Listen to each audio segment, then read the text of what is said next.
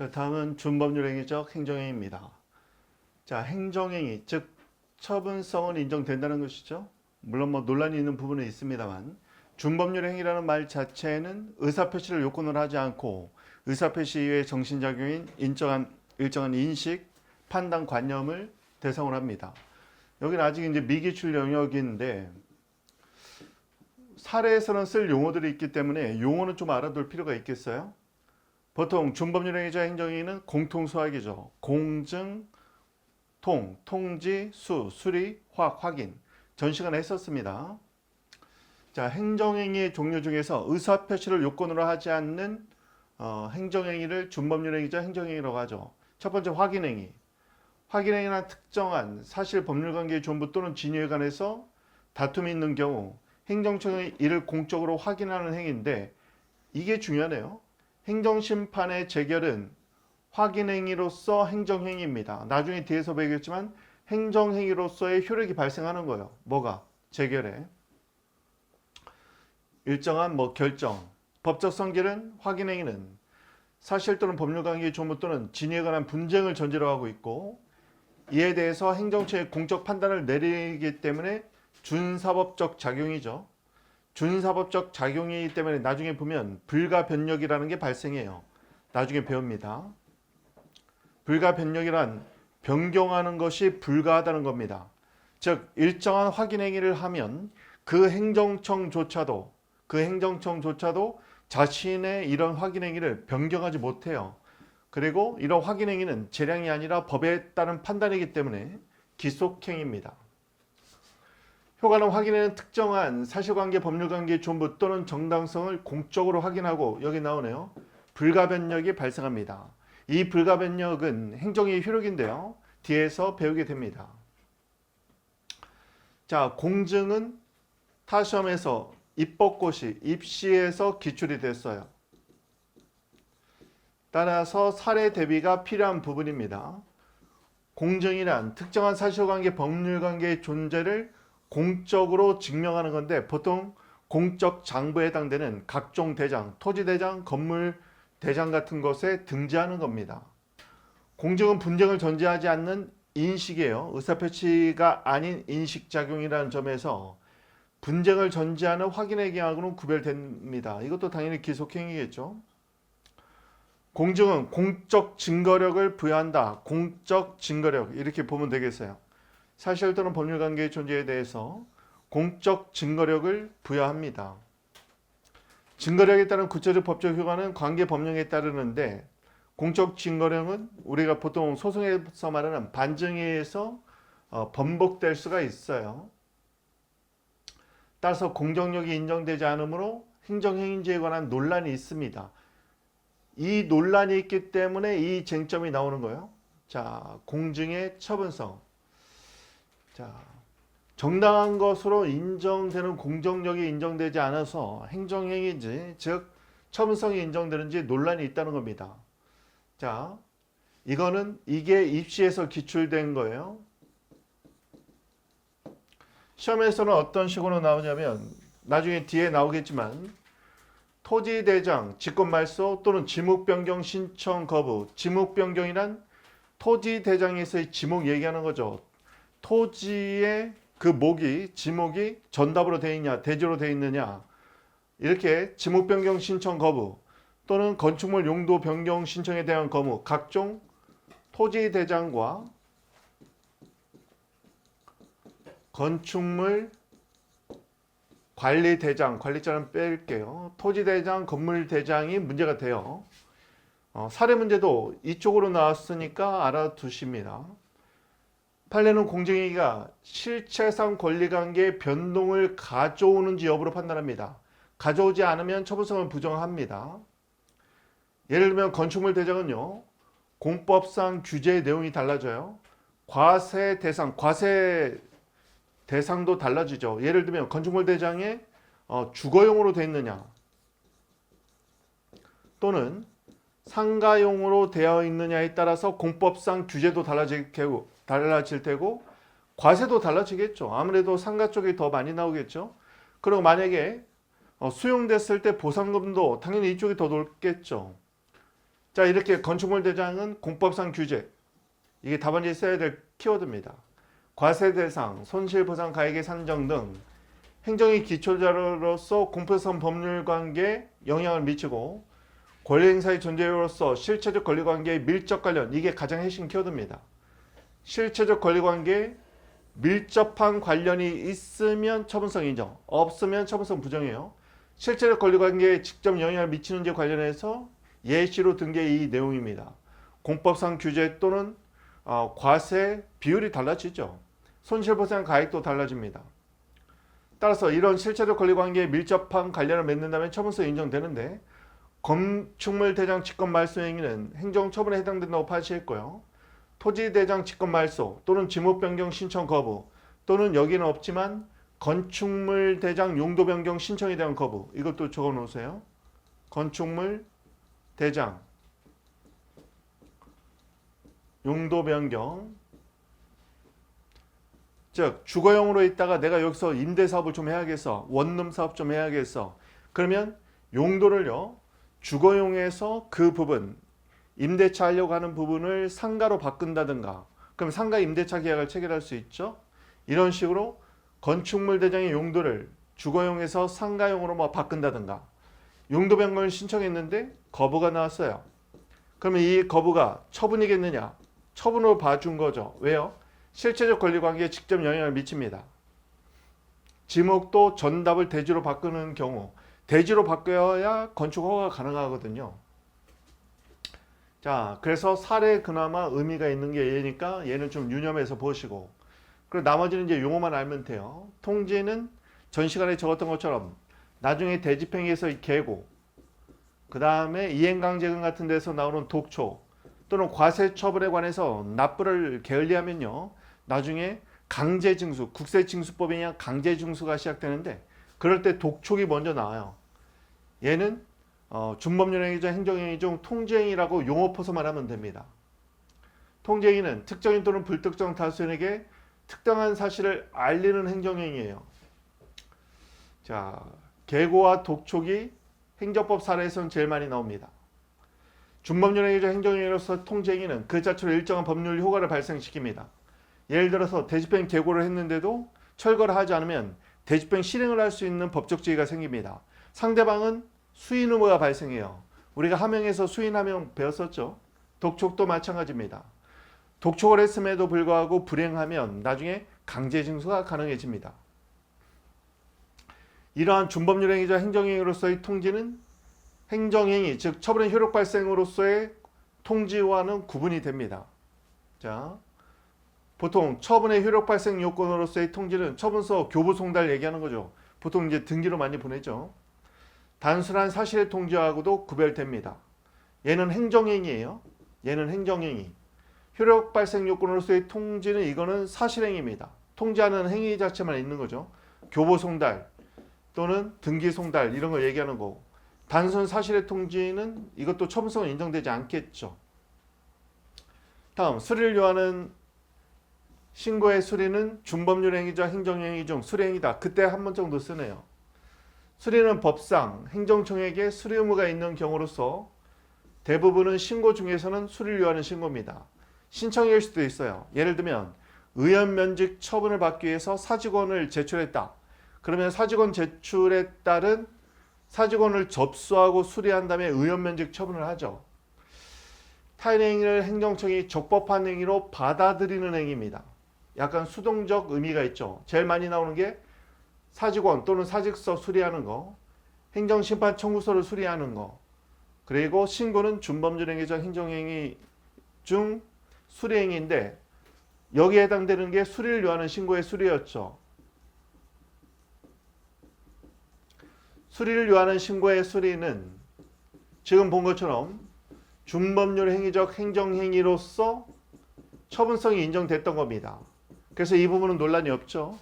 다만 수리를 요하는 신고와 달리 자기완결적 신고는 정보 제공적 자기완결적 신고와 금지 해제적 자기완결적 신고로 나눠서, 금지 해제적 자기완결적 신고는 종래 판례는 처분성을 부정했다가 판례가 변경되면서 처분성을 인정했죠. 그때 키워드가 법적 지위 불안을 해소한다. 두 번째는 조기에 분쟁을 조기에 근본적으로 해결한다.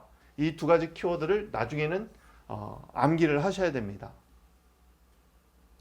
자, 이러한 수리행위는 행정처의 수리 의무를 전제하고 있어요. 그래서 행정행위입니다. 단순한 접수행위하고는 달라요. 수리행위의 전제요건인 신고 또는 신청은 형식적 요건과 실체 요건을 갖춰야 되겠죠. 만약에 형식적 요건을 갖추지 못하면, 예를 들면 신고 서류에 또는 신청 서류에 미비점이 있으면 무조건 거부할 수는 없고요. 보정명령, 보완해 달라는 보정명령을 내려야 됩니다. 경찰들도 이런 거 좀 잘 알고 있어야 돼요. 민원 서류가 접수가 됐을 때 형식적 요건의 기재가 잘못되어 있으면 무조건 그냥 가져가세요. 거부하는 것이 아니라 보정명령을 내려야 돼요. 보정하세요. 이 부분 이거 다시 해서 가져오세요. 이렇게 보정하지 않고 보정명령 없이 거부하면 나중에 거부처분 위법하다고 판례가 얘기해요. 근데 보정명령을 내렸는데 보정하지 않아. 그럴 때 거부할 수 있다는 겁니다. 자, 다음 부관이 나오네요. 부관은 아주 어려운 파트기도 하고 시험에서 워낙 많이 나와요. 그래서 부관은 꼭 알아둬야 됩니다. 부관은요, 지금은 행정기본법 17조에 입법화됐어요. 과거에는 학문적 개념이었는데 보통 우리가 사례 같은 데서는요, 사례 또는 실무에서는 부관을 그냥 조건이라고 많이 씁니다. 근데 지금부터는 부관이라고 써줘야 돼요. 왜냐면 행정기본법에 부관이라는 명칭이 들어왔어요. 자, 부관이라는 단어가요, 행정기본법이 제정되기 전까지만 해도 학문적 개념이었고 실정법에는 이런 용어가 없었습니다. 그렇지만 지금은 이제 실정법인 행정기본법에 들어왔기 때문에 이제는 부관이라는 용어를 써야 돼요. 실무에서도. 그런데 관행처럼 아직까지는 조건이라고 씁니다. 자, 부관은 뭐냐? 자, 여기 볼까요? 부관의 개념부터 알아둬야 됩니다. 부관은요, 주된 수익적 행정행위에 부과되어 있어요. 부과되어 있는 하나의 조건입니다. 얘가 수익적인 반면에 얘는 부담적이에요. 상대방에게 부담을 주는 겁니다. 예를 들면 아파트 건축 허가를 해줬어요. 이게 주택 건설 사업 계획 승인입니다. 주택 건설 사업 계획. 보통 주택 건설 사업자로 등록을 해야 돼요. 그러면 주택 건설 사업 계획서를 제출하면 그 부분에 관해서 승인을 해줍니다. 이거는 여러 사람이 사는 1500호 이런 거니까 특허고 재량이 인정되죠. 그런데 주택 건설 사업 계획 승인을 해서 아파트 건축 허가를 하면 입주민이 늘어나기 때문에 교통 대란이 일어납니다. 그러니까 이런 경우에는 이 아파트 건축에 대해서 땅값이 오르니까 찬성을 많이는 하겠지만 나중에 교통 대란이 일어날 가능성이 있기 때문에 반대하는 경우도 있겠죠. 이럴 때 이해관계를 조절하기 위해서 일정한 부관을 붙이는 겁니다. 부관으로서 뭘 붙이냐면, 예를 들면 도로가 비좁아져. 그러면 도로를 확장해서 국가에게 기부 체납하라. 이런 조건을 답니다. 이게 바로 부관이에요. 부관을 다는 이유는 뭐냐면 서로 대립되는 이해관계를 조절하기 위해서입니다. 이게 행정부에서 해야 될 일이에요. 상반되는 이해관계를 조절한다. 이게 공익이죠. 부관을 붙이는 것도 당연히 공익 목적이 있습니다. 너에게 이런 수익적 처분을 발령해 줄 테니까 대신 주변 사람들의 그런 민원을 네가 어느 정도 무마시키기 위해서 적어도 이건 좀 해줘. 이게 부관의 목적이에요.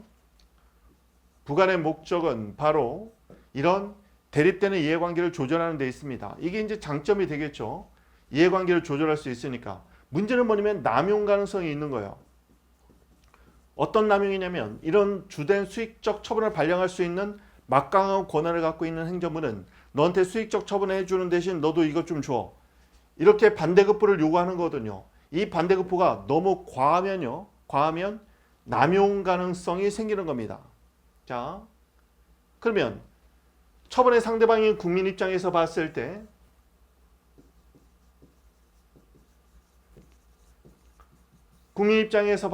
얘는 수익적이에요. 얘를 다툴 이익, 필요는 없죠. 필요는 이익입니다. 얘를 다툴 소이익은 없어요. 문제는 뭐냐? 얘만 다투고 싶은 거죠. 국민 입장에서는. 이게 부감만 소송의 대상이 될 수 있겠느냐? 쟁송 가능성의 문제입니다. 그리고 주된 수익적 행정에서 얘만 남기고 얘만 취소할 수 있겠느냐? 독립 취소 가능성입니다. 왜냐면 주된 행정행위는 수익적이니까 좋은 거예요. 그런데 반대급부로 붙어있는 이 부담은 침익적입니다. 그래서 얘만 취소하고 싶은 거죠. 그렇다면 한번 볼까요? 잘 보세요. 소송의 단계 구조는 첫 번째, 기초법규에서 하죠. 소송 요건이 있습니다. 그리고 소송 요건을 갖추면 그러면 본안 판단을 하죠. 본안 판단의 대상은 당연히 소송물입니다. 소송물이란 원고의 주장으로서 원고가 소송을 통해서 다투려고 하는 대상이 되는 물건을 소송물이라고 부르죠. 보통 원고의 주장입니다. 본안 판단이 끝나면 판결이 나와요. 자, 여기서 소송 요건 단계에서 문제가 되는 것은 부관이 소송의 대상이 될 거냐, 소송 요건 중에 대상적 격에서 문제가 되는 건 부관만 소의 대상이 되겠느냐, 부관만. 왜냐하면 부관은 주된 수익적 행정행위에 붙어 있죠. 부과되어 있습니다. 부관만 주된 수익적 행정행위와 독립해서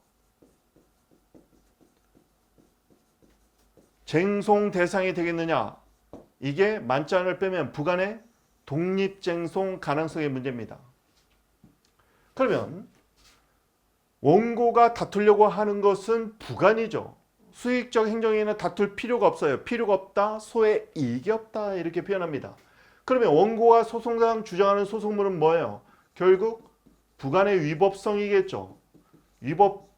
처분의 위법성을 주장하는 것처럼 여기서는 부관이 처분처럼 대상적 격, 즉 항고소송의 대상인 처분성이 문제가 되는 건데 여기에서는 결국 부관의 한계를 논의합니다. 그럼 만약에 부관이 위법하다면 부관만 취소가 가능한지 이거를 부관의 독립 취소 가능성이라고 부릅니다. 자, 위치를 정확히 알아야 되겠죠? 어떤 위치입니까? 부관의 독립쟁송 가능성은 소송 요건에서 논의가 되고 있는 겁니다. 특히 부관만 취소 소송 또는 무효확인 소송 같은 항고소송의 대상이 되겠느냐. 다음 본안 판단은 소송물을 판단하는데 소송물은 부관의 위법성이죠. 부관의 위법성, 보통 우리가 위법성은 한계로 논의한다고 했죠. 부관의 한계는 소송 요건이 아니라 본안 판단의 문제입니다. 만약에 부관이 위법하다면 부관만 취소가 가능하겠느냐, 이게 독립 취소 가능성인데 만약에 독립 취소가 가능하다면 그러면 부관부 행정회의에서 부관만 취소하는 일부 취소 판결이 나오는 거죠. 결국 독립 취소 가능성은 부관부 행정회의 전체에서 보통 우리가 부관이 붙어있는 부관부 행정행위 이렇게 불러요. 부관부 행정회의 전체에서 일부, 즉 부관만 취소가 가능하고 주된 수익적 행정행위는 그대로 살릴 수 있겠느냐. 그게 부관의 독립 취소 가능성입니다. 부관만 독립 쟁송 가능성, 즉 쟁송 대상이 되느냐의 문제예요. 즉 대상적계의 문제입니다. 부관의 위법성은 부관의 한계에서 논의하고요. 그리고 부관의 독립 취소 가능성이 문제가 됩니다. 자, 여기서 부관만 독립쟁송 대상이 되느냐. 독립쟁송 대상이 되려면 처분성이 있어야 되겠죠. 그런데 부관은 조금 이따 배우겠지만 처분성이 전반적으로 인정되지는 않아요. 부관 중에서 부담만 처분성이 인정됩니다. 왜냐하면 부담은 의무를 부과하는 거거든요. 의무는 다른 말로 뭐라고 했어요? 하명이라고 했죠. 부담은 그 자체가 하명 처분의 성격이 있기 때문에 우리 판례는 부관 중에서 부담만 독립쟁송 가능성을 판례가 인정했던 겁니다. 다음, 부관의 한계는요. 부관의 성립상 한계가 있고 두 번째는 내용상 한계가 있습니다. 성립상 한계는 특히나 부관의 가능성이라고 논의해요. 부관의 가능성. 이런 부관은요, 수익적 처분, 주된 행정행위가 재량일 때만 부관을 붙일 수 있습니다. 왜요? 이 부관은 반대급부를 부여하는 건데 기속행위면 법에서 정해진 요건이 갖추면 반드시 처분을 발령해야 되죠. 따라서 기속행위에는 부관을 붙일 수 없습니다. 왜냐하면 기속행위에 부관을 붙인다면 입법자의 입법 취지에 반하는 거예요. 왜? 기속행위란 입법자가 정해진 법률 요건이 갖추어지면 일정한 법적 효과를 부여해야 되는 게 기속행위란 말이죠. 그런데 법에서 정한 요건을 갖추어졌는데 조건을 걸어버리는 거예요. 행정처이. 이러한 조건을 성취하면 그러면 허가해 줄게. 이건 기속 취지에 반하죠. 그러니까 재량에만 붙일 수 있어요. 왜냐하면 재량은 뭐가 있었죠? 결정재량. 처분을 발령할지 말지 결정할 수 있는 결정재량도 있고, 두 번째 A냐 B냐 선택재량. 선택할 재량이 있단 말이죠. 따라서 재량행위는 처분을 발령해 주지 않을 수도 있고 여러 가지 효력이나 그 범위를 선택할 수 있는 선택재량이 있기 때문에 재량행위는 별도의 법적 근거 없어도 부관을 붙일 수 있어요. 기속행위는 법에서 정해진 요건이 갖춰지면 반드시 효과를 부여해야 될 의무가 있습니다. 그래서 기속행위는 원칙적으로 부관을 붙일 수 없어요. 다만 입법자가 기속행위에도 공익상 필요가 있으면 조건을 붙일 수 있다. 이렇게 규정해주면 되는 거예요. 따라서 기속행위는 원칙적으로는 부관, 부과가 안 되나 입법자가 법률로 근거를 두면 가능해집니다. 마지막 독립 취소 가능성은 부관만 독립 취소할 수 있겠느냐? 자, 뭐가 문제가 되는지 볼게요. 부관을 붙이는 이유는 뭐라고 했습니까? 상반되는 대립되는 이해관계를 조절하기 위한 목적이에요. 공익적 목적이죠. 독립 취소 가능성을 긍정할 때와 부정할 때의 차이를 볼까요? 그러면 긍정설, 부정설이 될 테고 세 번째는 절충설이 될 겁니다. 독립 취소를 긍정해버리면 국민의 권익은 구제가 돼요. 그런데 문제는 뭐예요? 부관을 붙이는 이유는 이해관계를 조절하는 공익적 목적이 있단 말이죠. 예를 들면 아파트 건축 허가를 해주면서 진입도를 넓히라고 조건을 붙였어요. 부관을 붙였어요. 그런데 만약에 이 부관이 위법하다고 취소가 돼버리면 그러면 아파트 건축 수익적 처분만 달랑 남고 이해관계 조절을 위한 기부채나 부관 자체는 없어져 버리죠. 그러면 공익에 반할 수 있단 말이죠. 권익구제, 즉 사익에는 도움이 되지만 이해관계를 조절하기 위해서 부과한 부관의 목적, 즉 공익에 반할 수 있는 여지가 있다는 겁니다. 그러면 부관만 독립 취소하는 걸 부정해버리면 국민의 권익구제가 안 되겠죠. 공익은 지켜지겠으나 국민의 권익구제, 즉 사익을 침해할 겁니다. 그러니까 절충설이 나오는 거예요. 절충설은 나중에 볼 때 그 부관이 본질적인지 여부로 판단합니다. 부관이 만약에 본질적이라면, 전체 행정에서 본질적이라면 일부만 취소하면 안 되겠죠. 본질적이지 않을 때만 일부 취소할 겁니다. 예를 들면 주된 행정행위에 부관이 붙어 있는데 얘가 너무너무 중요해. 그럼 얘만 취소하면 안 될 거 아니에요. 그런데 본질적이지 않아. 그러면 얘만 취소할 수 있다는 얘기입니다. 자, 전체적인 틀을 알고 이게 맥락이에요. 부관은 그냥 무조건 암기하지 마시고 뭐가 어디서 문제되고 왜 문제되는지 이걸 아는 게 일단 중요합니다.